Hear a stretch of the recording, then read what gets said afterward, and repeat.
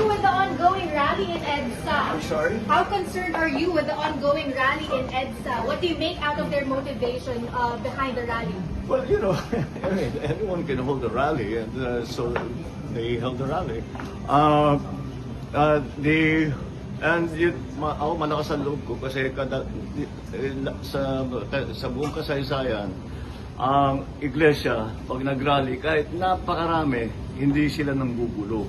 And that for me was the main concern that somebody might get hurt.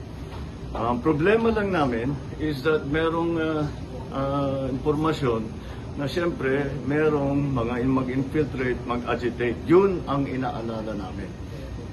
Yung pinaka-importante sa amin, walang masaktan. Either tiga-iglesia or kung sino man na mapunta ron na maggulo. So let's just keep everything stable and peaceful. And so far it has been. So I thank everybody involved for keeping it safe for everybody else.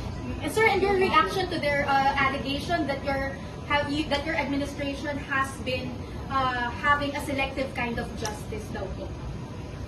Well, they have their opinion. I believe they're wrong. Thank you, sir.